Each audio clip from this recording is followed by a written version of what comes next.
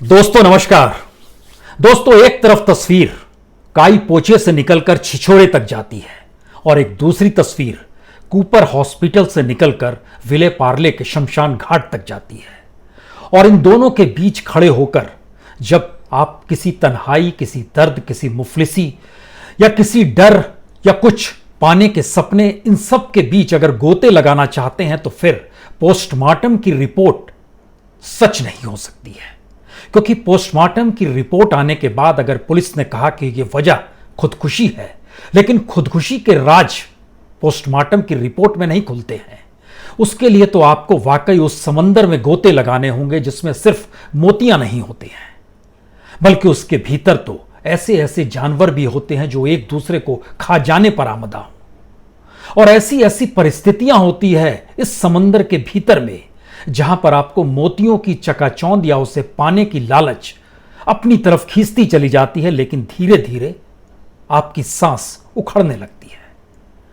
हमें लगता है कि सुशांत सिंह राजपूत की मौत ने दरअसल बहुत सारे सवालों को जो बॉलीवुड के भीतर के हैं उसको उभार कर रख दिया है। और हम आपको दरअसल आज एक ऐसे ही सफर पे लिए चलना चाहते हैं। इस सफर में जब शामिल होइएगा तो एक से एक कलाकारों का जिक्र होगा, और इतना ही नहीं, दुनिया की सबसे खूबसूरत महिला मार्लिन मोनरो जी, उसका भी जिक्र होगा। उनके भी उन पन्नों का जिक्र हम आपसे करना चाहते हैं जिन पन्नों को जब आप सुनेंगे और हम कहेंगे तो आप कहेंगे इतनी चकाचौंध के भीतर इतनी ज्यादा तन्हाई। आपके जहन में मीना कुमारी याद आ रही होगी। ऐसे बहुत सारी शख्सियतें हैं, उन शख्सियतों को आप टटोलना चाहेंगे। हमें लगता है कि जरा परखना चाहिए, तब आप समझ पाएंगे कि दरअसल पोस्टमार्टम की रिपोर्ट मेडिकल साइंस की रिपोर्ट है। पोस्टमार्टम की रिपोर्ट उस खुदकुशी की रिपोर्ट नहीं है जिस खुदकुशी के भीतर इतनी चक्रव्यूह है और इतनी उलझनें होती हैं कि उसे भेद पाना मेडिकल साइंस के बस की बात नहीं है। इसे भेदने की कोशिश की जाएगी, लेकिन जरा अलग अलग तथ्यों के साथ जरा चलने की कोशिश कीजिए। हिंदुस्तान के फिल्म में मां का रोल अदा करते हुए एक पुरानी तस्वीर आपके जहन में आएगी, लीला चिटनिस की। लीला चिटनिस वो महिला जो गाइड में देवानंद की मां बनी थी, जो गंगा यमुना में थी दिलीप कुमार के साथ। और इतना ही नहीं, लीला चिटनिस की याद आएगी तो आपको फिल्म आवारा भी याद आएगी। राज कपूर की यह फिल्म थी। लीला चिटनिस की मौत जुलाई 2003 में हुई, अमेरिका में हुई।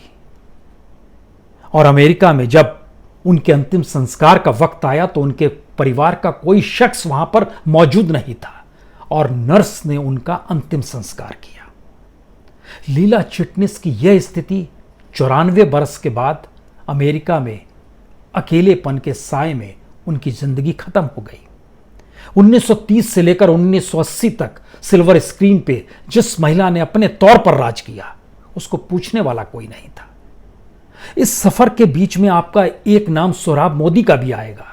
सोहराब मोदी को फाल्के पुरस्कार से सम्मानित किया गया था, दादा साहब फाल्के सम्मान, और वह बाजार में बिकता हुआ दिखाई दिया था। उनके बच्चों ने उसे बेच दिया था।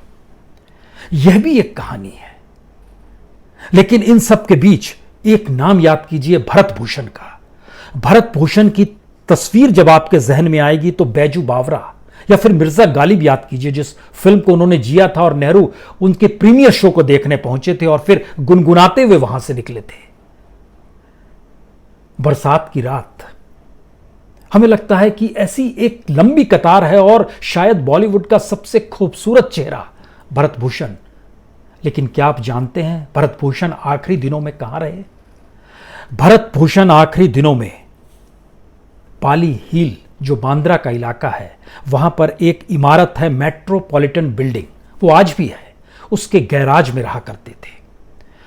और कल रात जब हम बात कर रहे थे, देवानंद साहब के सेक्रेटरी हुआ करते हैं मोहन चूरीवाला, उनसे जब हमारा संवाद हो रहा था तो उन्होंने एक जानकारी दी।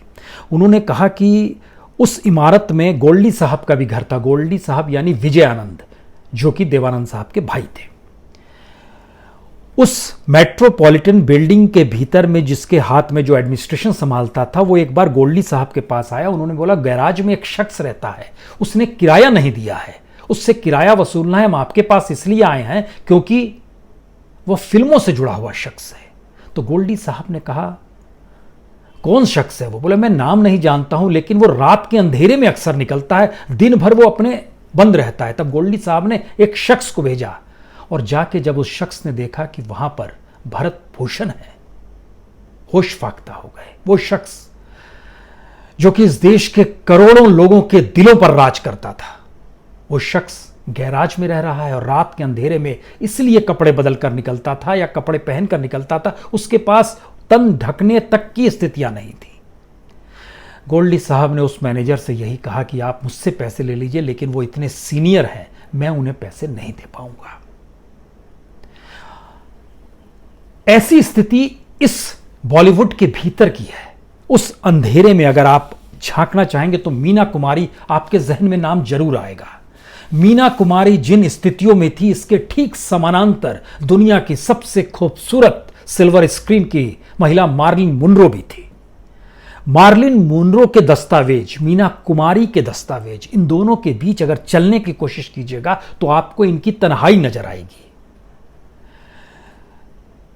मीना कुमारी की मौत 31 मार्च 1972 को होती है और पाकीज़ा जब रिलीज हुई थी तो पाकीज़ा का जो प्रीमियर शो हुआ था, उस प्रीमियर शो को 3 फरवरी 1972 को फिल्माया गया। 4 फरवरी को यह फिल्म रिलीज हुई थी। कमाल अब्रोही के साथ बैठकर मीना कुमारी ने यह फिल्म देखी थी, लेकिन उसके बाद उनकी तुरंत 1 महीने के बाद मौत हो गई और कमाल कर दिया था पाकीज़ा ने।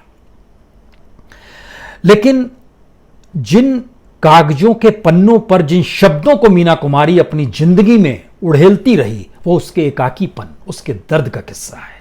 हमें लगता है कि उनकी शायरी के भीतर जब झांकिएगा तो तन्हाई आपको इस रूप में मिलेगी कि तन्हाई भी अपने आप में शर्मा जाए। चांद तन्हा है, आसमान तन्हा, दिल मिला है कहां कहां तन्हा। इसकी एक लाइन है, हम सफर कोई गर मिले भी कभी, हम सफर कोई गर मिले भी कभी, दोनों चलते रहे कहां तन्हा। जलती बुझती सी रोशनी के पर, सिमटा सिमटा सा एक मका तना। और इसकी आखिरी लाइन बड़ी खूबसूरत है। हमें लगता है कि राह देखा करेगा सदियों तक, छोड़ जाएंगे ये जहां तना।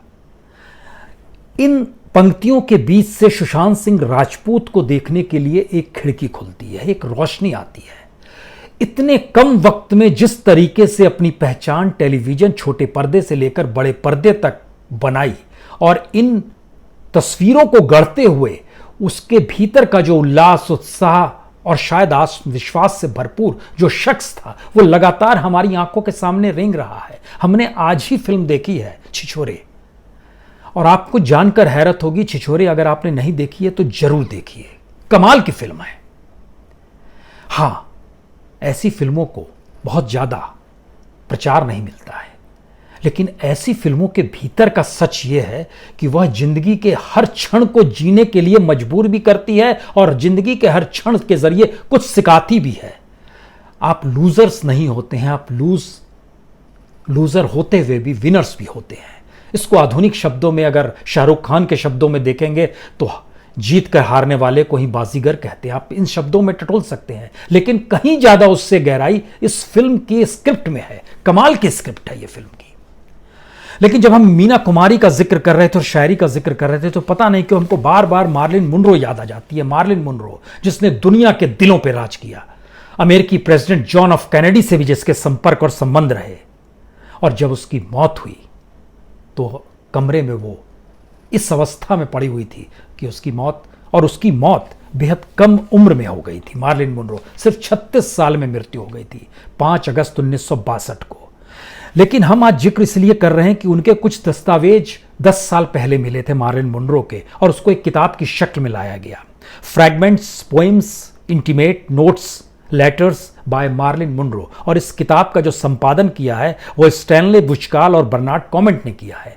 उसके भीतर की कुछ पंक्तियां उन किताबों के पन्नों को जब हम टटोल रहे थे तो हॉलीवुड का ग्लैमर, चकाचौंध के बीच जो कलम और कागज का सहारा मार्लिन मुनरो लेती है, हमें लगता है वह भी आपको देखना चाहिए, सुनना चाहिए, या इस किताब को जरूर पढ़ना चाहिए, क्योंकि 40 के दशक में उसकी शादी जेम्स डॉर्डी से होती है। और उन्होंने उसमें लिखा, ये सारे ख्याल बयां करते हुए ये लफ्ज लिखते लिखते मेरे हाथ कांप रहे हैं, मगर मैं रुकूंगी नहीं, तब तक लिखती रहूंगी जब तक मेरे दिल के सारे एहसास बयां नहीं हो जाते। अपने एहसासों को जो उसने जेम्स डॉहर्टी के साथ बिताए, उसको उन्होंने अपने नोटबुक में लिखा, और उस नोटबुक में यह भी लिखा, मैं कभी कभी इंसानों का साथ बर्दाश्त नहीं कर पाती। मुझे पता है उनकी अपनी दिक्कतें हैं, ठीक उसी तरह जैसे कि मेरी परेशानियां, फिर भी मैं उनकी बातें सुन सुनकर थक गई। उनकी परेशानियां समझने, उन्हें हौसला और उन्हें मदद देने में थक चुकी हूं। अब आप सोचिए, दुनिया के दिलों पर राज करने वाली मार्लिन मोनरो के इन शब्दों में इतनी ज़हीनता आपको दिखाई देगी कि आपको लगेगा कि क्या उसकी जिंदगी के भीतर भी वही शख्स मौजूद है जो किसी भी एक आम व्यक्ति के भीतर मौजूद होता है। यकीनन। और जब उनकी शादी मिलर से हुई थी और उसके बाद उन्होंने जिन बातों का जिक्र किया था वो बड़ा महत्वपूर्ण है, क्योंकि आर्थर मिलर से शादी के बाद उनकी एक शूटिंग कर रही थी, the Prince and the show girl. उस शूटिंग के दौरान आर्थर मिलर ने एक चिट्ठी भेजी, उसमें बहुत साफ तौर पर था कि शादी से उन्हें निराशा हुई है। और उसके जवाब में जो अपनी डायरी लिखी मार्लिन मोनरो ने, जो इस किताब में जिक्र है, उसमें मोनरो ने लिखा, मैं हमेशा किसी की बीवी होने से डरती रही हूं, क्योंकि मुझे पता है कि कोई किसी और को प्यार नहीं कर सकता, तो कल से मैं अपना ख्याल खुद रखना शुरू करूंगी, क्योंकि यही मेरी पूंजी है। पहले भी ऐसा था और आज भी ऐसा ही है। इतना एकाकीपन उस चकाचौंध की दुनिया के भीतर, उस ग्लैमर के भीतर, ये एक सच है।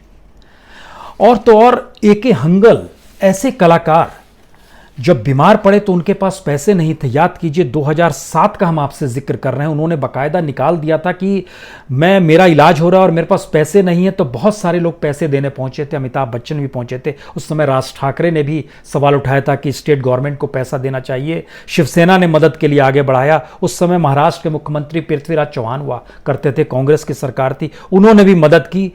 और एके हंगल साहब की जो आर्थिक स्थिति और आर्थिक तंगी जो थी, इस स्थिति तक थी कि वह आखिरी मौत से चंद दिनों पहले भी एक टीवी सीरियल आया था, मधुबाला एक इश्क एक जुनून, उसमें वो काम कर रहे थे और वो चल नहीं पाते थे, तो उनको व्हील चेयर पे ही लाया गया, क्योंकि उस शख्स को देखने की एक बेचैनी लोगों में रहती थी।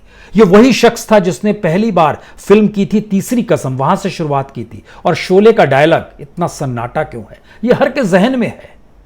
एक लंबी यात्रा है, लेकिन एके हंगलवी आखिरी दिनों में एकाकी जीवन में आ गए थे। और हमें लगता है कि इस परिस्थिति में आपको एक नाम याद करना चाहिए।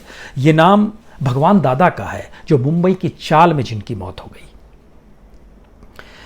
यानी एक ऐसा शख्स जिसको शेवरले कारों का शौकीन था, 7 कारें रखते थे भगवान दादा, हर दिन एक नई कार के साथ स्टूडियो में शूटिंग करने जाते थे। सूट्स इनके पास जबरदस्त थे।